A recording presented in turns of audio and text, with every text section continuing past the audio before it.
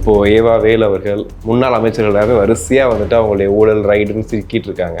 ஆமாம், அதாவது ஊழல்கள் ஊர்வலமாக இப்போ ஒவ்வொன்றா அம்பலமாயிட்டு இருக்கு. திமுக ஆட்சியில் நடந்த ஊழல்கள் திசை திருப்புவதற்காகத்தான் இப்போ ஒரு இல்லாத ஒரு விஷயத்தை எடுத்துக்கிட்டு இந்த அமைச்சர் ராஜினாமா பண்ணணும், பதவி விலகணும் அப்படின்னு இன்னைக்கு மாணவர்கள் சேகர் பாபு, பிரியா, மா சுப்பிரமணியம், திமுக மாணவர் அணி, இளம் மாணவர்கள்லாம் ஆர்ப்பாட்டம் பண்ணியிருக்காங்க. ஒவ்வொருத்தங்க பின்னாடி அனுமானமா இப்போ பாலிமர்லையும் புதுதிலையும் பார்த்தீங்கன்னா அனுமானமா சொல்றதே 400-500 கோடி கிட்ட சொல்றாங்கன்னா, இந்த உதயநிதியும் சபரீசனும் 30,000 கோடிக்கு மேல ஆளுக்கு சேர்த்து வச்சுட்டானுங்க. இப்ப இந்த பணத்தை என்ன பண்றதுன்னு தெரியல. 1.5 வருஷத்துல ஈஸியா லட்சம் கோடி அடிச்சு வச்சிருப்பாங்க. 2.5 வருஷத்துக்கு முன்னால அவர் ஒரு IPL மேட்ச் பார்க்கும்போது அவர் எடுத்த அந்த வீடியோவை அவரே போட்டாருன்னு சொல்றாங்க. ஒரு ஆள் தான் தப்பு பண்ணியிருக்கிறான்னு சொன்னா அதை மறைப்பானா அல்ல போடுவானா? பேசிக்கான விஷயம். இதெல்லாம் ஒரு திசை திருப்புற முயற்சிக்காகத்தான் திமுக இதை பெருசா பூஸ்டப் பண்றாங்க.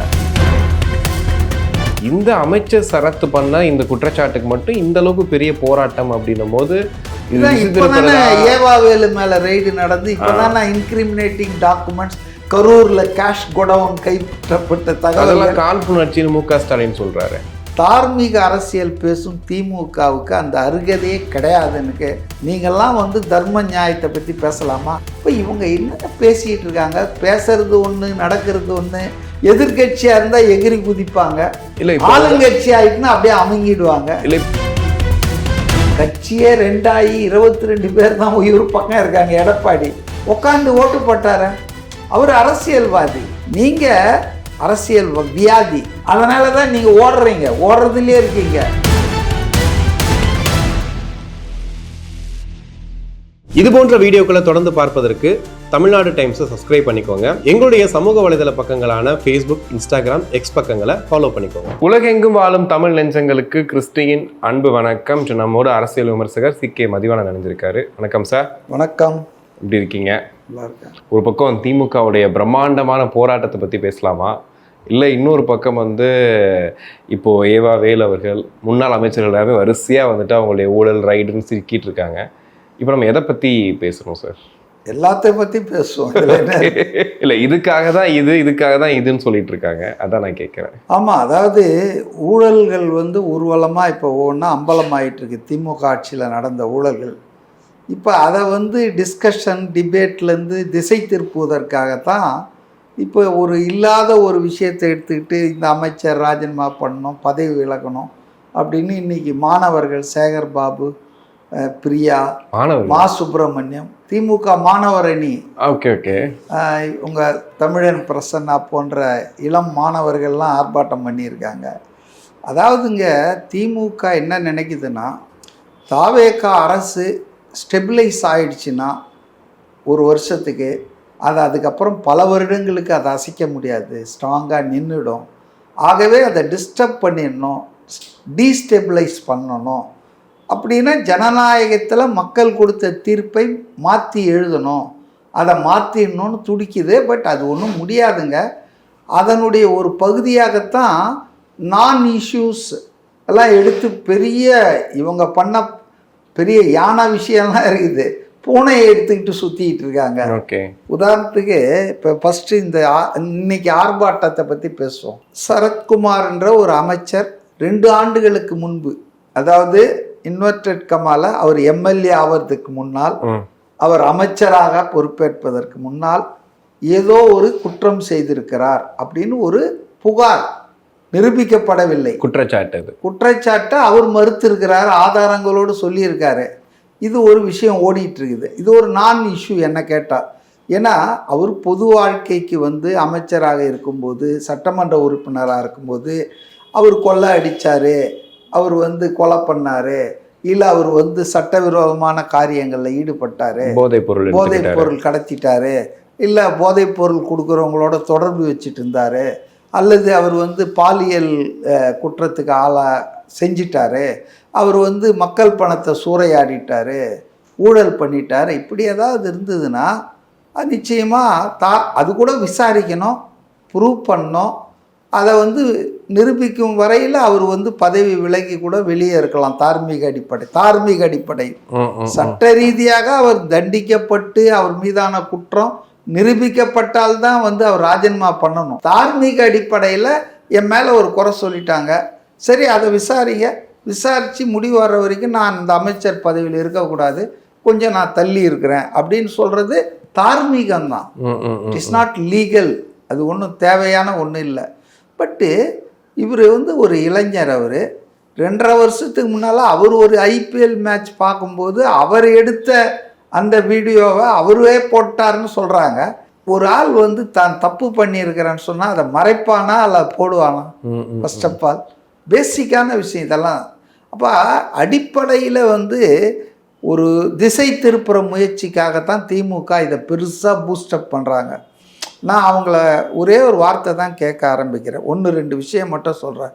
இப்போ செந்தில் பாலாஜி அமைச்சராக இருந்தார் திமுகவில். அவர் வந்து கைது செய்யப்பட்டார். அதிமுக அமைச்சராக இருந்த போது செய்த லஞ்ச ஊழலுக்காக, முறைகேடுக்காக அவர் கைது செய்யப்பட்டார். சரி, ஃபேர். கைது செய்து அவரை ஜெயிலில் போடுறாங்க. ஜெயிலில் இருக்கிறவரை மந்திரியாக தொடர்ந்து வச்சுருந்தாங்களா? அது என்ன தார்மீக அரசியல்? ஒரு ஆள் குற்றம் என்று அதில் உண்மை இருக்கிறது என்று நீதிமன்ற முடிவுக்கு வந்து தான் அரெஸ்ட் பண்ணி உள்ளே போட்டிருக்கு. அப்போ அது உள்ளே இருக்கிற ஒரு ஆள் அவர் வந்து நிரபராதின்னு வர்ற வரைக்கும் அவர் வந்து அமைச்சர் பதவியில் இருக்க முடியாது. அமைச்சராக எப்படி செயல்பட முடியும் சிறைச்சாலைக்குள்ளே இருந்துக்கிட்டு? ஆனால் நம்முடைய தார்மீகம் பேசுகிறாங்களே இன்றைக்கி திமுக அரசு, அவங்க பல மாதங்களுக்கு அவரை அமைச்சராக மினிஸ்டர் வித்தவுட் போர்ட்ஃபோலியோவாக வச்சுருந்தாங்க. இந்த எண்டில் இருக்கிறவங்க இன்னும் இந்த புகார் என்ன உண்மையா பொய்யான்னு தெரியாது. அதை யாரும் விசாரித்து இது மாதிரி ஒரு தீர்ப்பும் சொல்லலை. அப்படி இருக்கும்போது அதுவும் அந்த பீரியட் ஆஃப் அவர் அமைச்சராக இருக்கும்போதோ அல்லது அவர் பொது வாழ்க்கையில் அரசு பதவியில் இருக்கும்போதோ எதுவும் பண்ணல. இது வேற. இது வந்து அமைச்சராக இருக்கும்போது பண்ணது இல்லை. ஏன் இவ்வளவு மூர்க்கமா, இவ்வளவு ஆர்வமா, இவ்வளவு பெரிய போராட்டமா கனிமொழி உட்பட இருக்கிற எல்லாரும் இறங்கி பண்ணக்கூடிய பொறுத்தவரையில் எப்பவுமே திமுகவுக்கு வந்துங்க ரொம்ப பிரச்சனை ஏதாவது வந்துடுச்சுன்னா, உள்கட்சி பிரச்சனை, கட்சிக்கு வெளியே பிரச்சனை, ஆபத்து ஏதாவது வந்துடுச்சுன்னா, to divert the attention of the public as well as the cadres.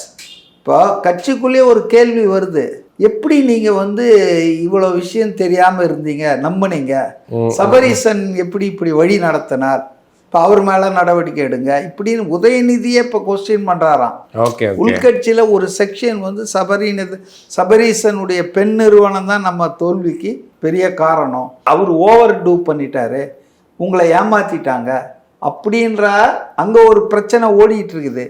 அதே போல் இன்னைக்கு புதிய அரசு அப்படியே அது வந்து கான்கிரீட் மாதிரி செட் ஆயிடுச்சுன்னா அதை அசைப்பது பல வருடங்களுக்கு இயலாத காரியம். அப்போ அதை வந்து இப்போவே டீஸ்டெபிளைஸ் பண்ணால் நல்லா இருக்கும்னு. ஆனால் அவங்க எடுத்த இஷ்யூ தான் ஒரு நான் இஷ்யூ.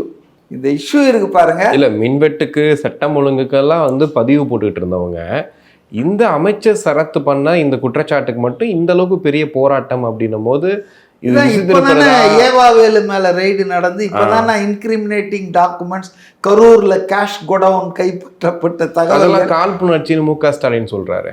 சரி, அப்ப நீங்க அதிமுக ஆட்சி மந்திரிகள் மேலெல்லாம் கேஸ் போட்டீங்களா? கலைஞரும் போட்டிருக்காரு, ஸ்டாலினும் போட்டிருக்காரு. அதுவும் காழ்ப்புணர்ச்சியா? சரி, நான் இன்னொரு விஷயத்த சொல்றேன். தார்மீக அரசியல் பேசும் திமுகவுக்கு அந்த அருகதையே கிடையாதுன்னு ஒன்று. இப்போ வைத்தியலிங்கம் சொல்லிட்டு ஒரு முன்னாள் அமைச்சர் அதிமுக ஆட்சியில் வீட்டு வசதி துறையில் இருந்தவர் 28 கோடி ரூபாய் ஏதோ முறைகேடாக லஞ்சம் பண்ணி அரசுக்கு வருவாய் இழப்பு இல்லை அவருக்கு வருமானத்தை பெருக்கிட்டார்னு ஒரு கேஸ் திமுக ஆட்சி வந்தவனும் போட்டாங்க. லஞ்ச ஒழிப்புத்துறை தான் அதில் வந்து விசாரித்து நடவடிக்கை எடுக்கணும்னு எஃப்ஐஆர்லாம் போட்டாங்க. ஆனால் அவர் வந்து திமுகவில் சேர்ந்தார் சட்டமன்ற தேர்தலுக்கு சற்று முன்பு. சேர்ந்த உடனே அதே டிஏவிசி என்ன ஆயிடுச்சுன்னா, உடனே வந்து தலைகீழாக போய் கோர்ட்டில் என்ன கொடுக்குதுன்னா, அவர் வந்து ஆதாரமே இல்லை, ஆகவே இந்த கேஸை க்ளோஸ் பண்ணிக்க எங்களை அனுமதிக்கணும் அப்படின்னு அவங்க ஒரு பெட்டிஷன் போடுறாங்க. அதிர்ஷ்டவசமாக நல்ல வேலை விஜய் ஆட்சி வந்துடுச்சு, காட்சிகள்லாம் மாறிடுச்சு. இப்போ இருக்கிற directorate of anti corruption and vigilance அவர் போய் இன்னொரு மனு கொடுக்குறாரு, இல்லைங்க நாங்கள் அதை வாபஸ் வாங்கிக்கிறோம், தீவிரமாக நாங்கள் விசாரணை இன்னும் மேற்கொள்ள வேண்டியிருக்குதுன்றாங்க. நான் 2 விஷயம் சொன்னேன். செந்தில் பாலாஜி மேட்டரில் இவங்க எப்படி நடந்துக்கிட்டாங்கன்னு. ஜெயிலில் இருந்த ஒருத்தரை இவங்க வந்து மினிஸ்டர் வித்தவுட் போர்ட்ஃபோலியோன்னு பல வருடங்கள் வச்சுருந்தாங்க, பல மாதங்கள். அடுத்தது நீதிமன்றம் நீங்கள் அமைச்சரானா உங்களுக்கு ஜாமீன் கொடுக்க மாட்டேன்னு சொன்ன உடனே அமைச்சர் பதவியெல்லாம் ராஜினாமா பண்ண சொல்லிட்டு, ஏன்னா கோர்ட்டு சொன்னதில் ஒரு உண்மை இருக்குது, நீங்கள் அமைச்சராக இருந்தீங்கன்னா இந்த சாட்சிகளை எல்லாம் மிரட்டுவீங்க கலைச்சிருவீங்கன்னு பயப்படுறாங்க, அதனால தான் நாங்கள் உங்களுக்கு இல்லை நான் அமைச்சர் பதவியை ராஜினாமா பண்ணுறேன்னு சொல்லிட்டு ராஜினாமா பண்ணதுக்கப்புறம் தான் அந்த பேசிஸில் தான் அவருக்கு ஜாமீன் கொடுத்தது உச்சநீதிமன்றம். ஆனால் அவர் ஜாமீனில் வெளியே வந்த அடுத்த நாளே அவருக்கு பதவி பிரமாணம் பண்ணீங்க. நீங்கள்லாம் வந்து தர்ம நியாயத்தை பற்றி பேசலாமா? உடனே அந்த சம்மந்தப்பட்டவர் கோர்ட்டுக்கு போய், என்னங்க நீங்கள் சொன்னீங்க இவங்க போய் பதவி எடுத்துக்கிறாங்கன்னா, கோர்ட்டு வந்து நீங்கள் ஜெயிலில் இருக்கணுமா இல்லை மந்திரியாக இருக்கணுமான்னு முடிவு பண்ணுங்கன்னு ஒன்றும் திருப்பி ரிசைன் பண்ணார். இவ்வளோ அழிச்சாட்டியும் கூத்தெல்லாம் திமுக முதல்வர் ஸ்டாலின் ஆட்சியில் பேசும்போது டிவிக்கு வாஷிங் மிஷின் வச்சிருக்குது. ஆமாம், இவங்க கிட்ட வாஷிங் மிஷினில் லாண்ட்ரியே வச்சுருக்காங்க. இப்போ வாஷிங் மிஷின் நம்மள மாதிரி ஒரு தனி வீடுகளில் இருக்கும், பட் லாண்ட்ரி ட்ரை கிளீனர்ஸில் நிறைய வாஷிங் மிஷின் பல சைஸில் இருக்கும். அதை மாதிரி இவங்க ட்ரை கிளீனர்ஸில் நடத்துகிறாங்க. வைத்தியலிங்கம், ஓ பன்னீர்செல்வம், மனோஜ் பாண்டியன், அப்புறம் வந்து இவர் நம்ம செந்தில் பாலாஜி, சேகர் பாபு, இப்போ அதிமுக அமைச்சர்கள் எல்லாருமேலேயும் ஊழல் புகார் இருந்ததா இல்லையா? இன்னைக்கு திமுகவை வழி நடத்தக்கூடிய முக்கிய அமைச்சர்கள் பாருங்க, எல்லாருமே ரகுபதி, ராஜ கண்ணப்பன், முத்துசாமி, செந்தில் பாலாஜி, சேகர் பாபு, இப்படி நம்மளால் வந்து விரல் விட்டு சொல்ல முடியும். அதனால் அவங்களுக்கு என்னன்னா, நாங்கள் தூய்மையானவர்கள், எங்ககிட்ட வந்தால் எல்லாரும் தூய்மை ஆகிடுவாங்க. எதிர்கட்சியில் இருக்கிறவங்க இல்லை வேறு கட்சியில் இருக்கிறவங்கெல்லாம் கரை கடந்து இப்போ அவங்க எப்படி டபுள் டாக் பண்ணுவாங்கன்றதுக்கு நான் ஒரு உதாரணம் சொல்கிறேன். ஒரு தேர்தல், போன சட்டமன்ற தேர்தலுக்கு முந்தினு நினைக்கிறேன், ஃபேமஸ் கொட்டேஷன் கனிமொழி கொடுத்தாங்க. என்னன்னா, இளம் விதவைகள் இந்தியாவிலே இங்கே தான் அதிகமாக இருக்காங்க, காரணம் என்னன்னா டாஸ்மாக் தான், அதை மூடணும்னு ஆர்ப்பாட்டம்லாம் பண்ணாங்க. கோவிட் பீரியட் நினைக்கிறேன், அப்போ வீட்டு முன்னாலே ஆர்ப்பாட்டம் பண்ணாங்க உதயநிதி, கனிமொழி, ஸ்டாலின்லாம். சரி, அவங்க ஆட்சிக்கு வந்தாங்க, என்ன ஆச்சு? டாஸ்மாகெல்லாம் மூடிட்டாங்களா? இப்போ இளம் சுமங்கலிகள் எண்ணிக்கை அதிகமாச்சுன்னு கதை சொல்கிறாங்க. இதில் இன்னொரு என்னன்னா, வெரிஃபை பண்ண வேண்டிய விஷயம், இப்படியெல்லாம் இளம் விதவைகளுக்காக கண்ணீர் உகுத்த கனிமொழியை ஒரு மேனேஜிங் பார்ட்னர் ஒரு சாராய உற்பத்தி ஆலையில் அப்படின்ற தகவலும் நமக்கு வருது.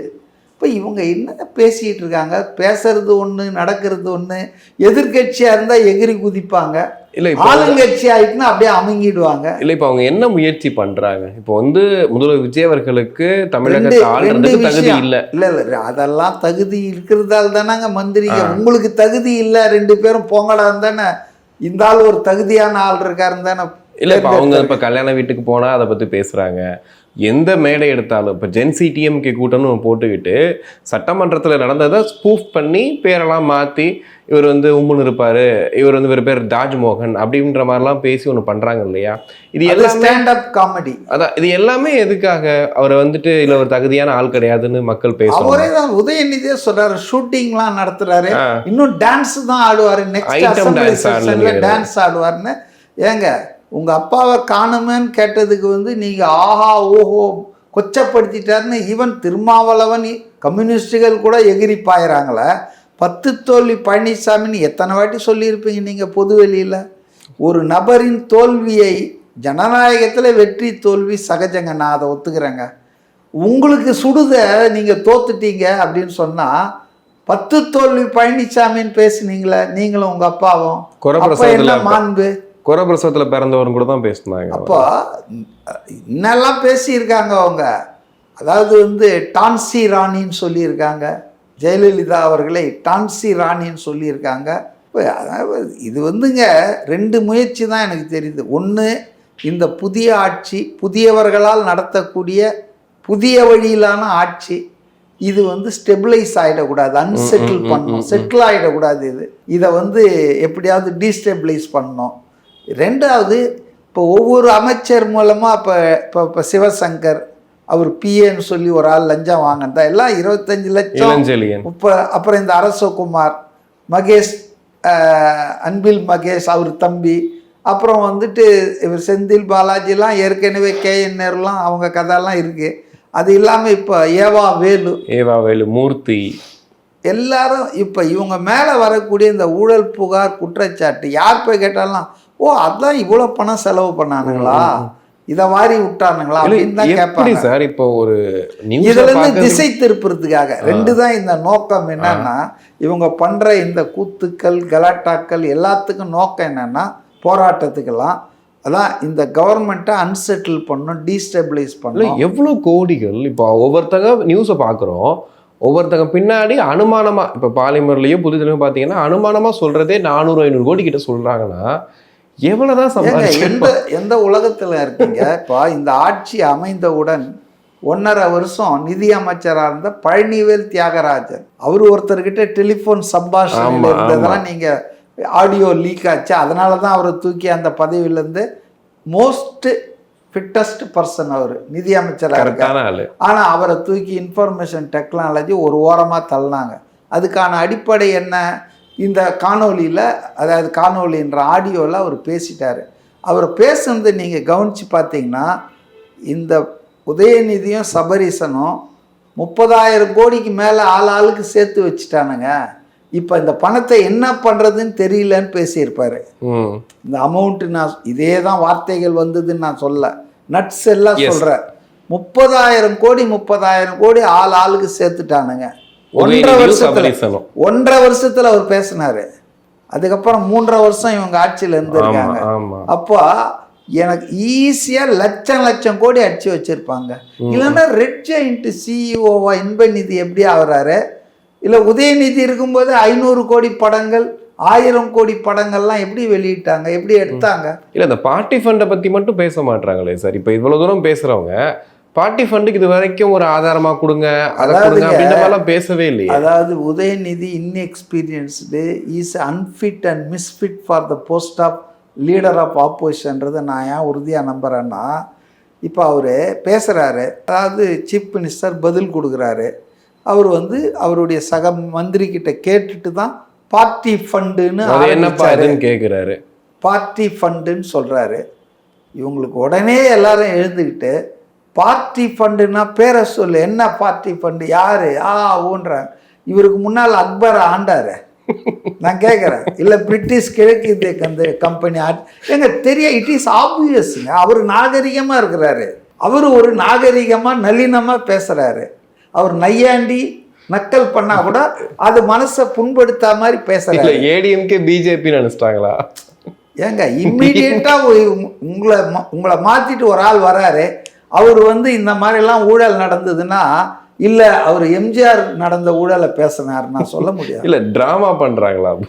ட்ராமா இல்லைங்க, அவருக்கு ஒன்றும் தெரியலைங்க. அதாவது எதிர்கட்சி தலைவருக்கு அவர் வந்து மிஸ்ஃபிட்டு.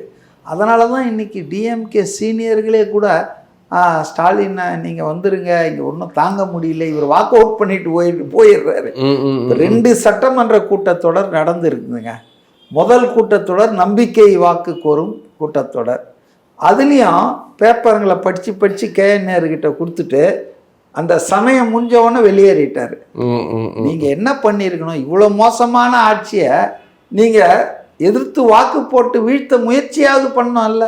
கட்சியே 22 பேர் தான் இவர் பக்கம் இருக்காங்க. எடப்பாடி உட்காந்து ஓட்டு போட்டார, அவர் அரசியல்வாதி, நீங்கள் அரசியல் வியாதி. அதனால தான் நீங்கள் ஓடுறதுலேயே இருக்கீங்க. விளைவு என்னாச்சு?